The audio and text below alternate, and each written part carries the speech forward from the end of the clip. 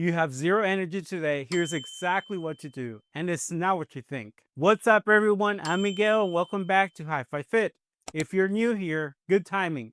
This channel is built around 5 pillars: move it, mind right, eat well, rest and recover, and real life.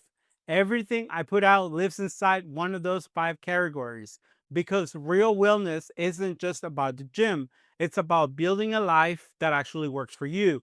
I'm a business professional, a Houston realtor, a business owner, and a veteran, and I gained about 30 pounds before I decided something had to change.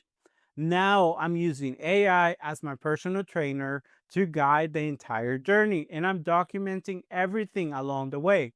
The real workouts, the real habits, the real results. No gimmicks, no filters, no highlight reel. Just a regular person showing up and putting in the work.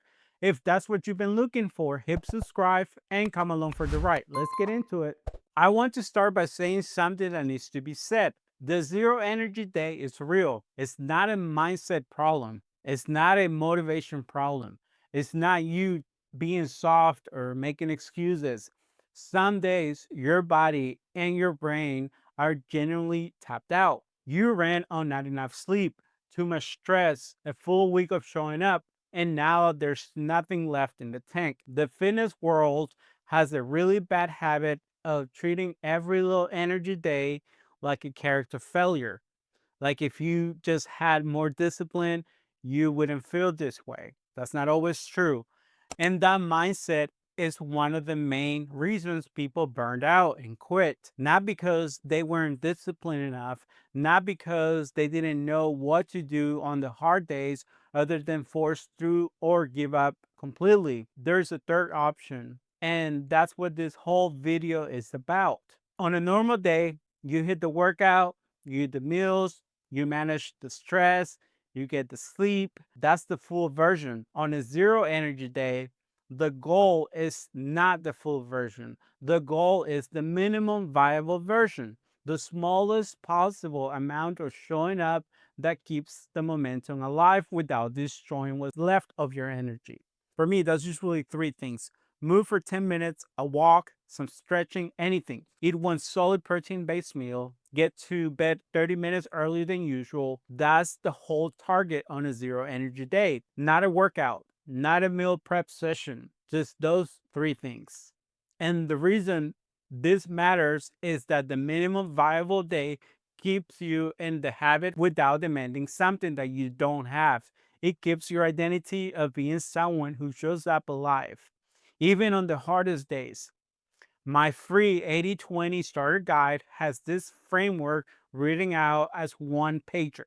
Free at HiFiFit.club. Community members already have it included in their membership. Here's something I had to figure out the hard way. Not all zero energy days are the same. Some days I'm physically tired, my body needs rest, I didn't sleep enough, I train hard, and my muscles are telling me to slow down. Some days I'm mentally drained. The work was heavy, the decisions were a lot, the stress was high. My body is fine, but my brain is running on empty. And some days it's both. The reason this matters is because the right response is different depending on which one it is. Physical tiredness. The right move might actually be real rest, not a walk, actual rest. Your body is trying to recover, and forcing a workout makes the next 3 days worse, not better. Mental drain. Movement actually helps here. A 10-minute walk, some fresh air, getting out of the space you've been in all day. That kind of movement is restorative for a tired brain, even when it feels like the last thing you want to do. Knowing which one you're dealing with changes what the minimum viable day looks like. Here's the tool I use most often on zero energy days: the 10-minute rule. Tell yourself you're going to move for 10 minutes. That's the only commitment. 10 minutes of a walk, 10 minutes of stretching, 10 minutes of something light. Set a timer. When the 10 minutes is up, you can stop. That's the deal you made with yourself and you keep it. Here's what actually happens most of the time. The 10 minutes gets done and you feel slightly better than when you started. And slightly better is usually enough to keep going for another 10, or to make a decent meal, or to do one thing you've been putting off. You don't need to feel good to start. You just need to start. The feeling comes after the first 10 minutes, almost every single time. I have used this on days where the last thing I wanted to do was move. I set the timer, I did 10 minutes of walking the dogs, and 9 times out of 10, I kept going after the timer went off. The other one time I stopped at 10 minutes, and that was fine too. 10 minutes is still 10 minutes, more than nothing. Stuff that gives you a quick spike and then drops you even lower an hour later. I'm not saying never eat those things. I'm saying on a zero energy day, specifically, that pattern makes the afternoon even harder than it needs to be. What actually helps on those days is protein and something real. It doesn't have to be a meal you cooked, it can be a can of tuna, cottage cheese, and crackers, eggs in 5 minutes. Just something with protein that's going to give you something real to run on. My spouse has bailed me out on this more times than I can count, having something already in the kitchen that I can just grab and eat without thinking about it. That's the real value of having a few simple things always available. On the zero energy days, you're not making decisions. You're just reaching for what's there. Let me save you some time and tell you what does work on zero energy days, because I have tried all of it. Forcing a full workout, this one usually backfires. You get through it on fumes, your form is off, and you spend the next 2 days more tired than if you would have just rested. Occasionally, 4 sessions are fine. Making it a habit on exhausted days wears the body down over time. Waiting until you feel motivated. Motivation doesn't come before the action on zero energy days, it comes after. Waiting for it means waiting all day and then going to bed having done nothing. Eating garbage to feel better, this one feels good for about 20 minutes and then makes everything worse. The crash after high sugar food on an already drained day is real, and it sets up a bad night, which sets up a bad next day. Telling yourself tomorrow will be different without doing anything today. Tomorrow might be different, but the 10-minute walk you take today is what actually creates the conditions for a better tomorrow.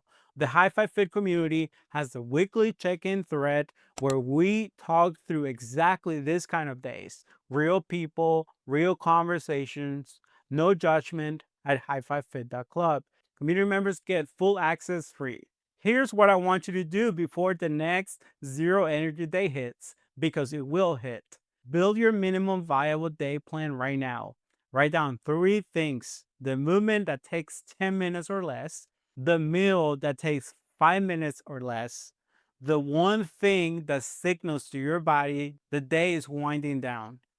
Keep it somewhere visible, phone note, sticky note, wherever, because when the zero energy day comes, you're not going to have the bandwidth to figure it out in the moment. You need to already know what you're doing and give yourself full permission to have those days. Not every week, not as an excuse to check out, but as a real acknowledged part of a balanced lifestyle. The zero energy day is part of the plan, not a failure of the plan.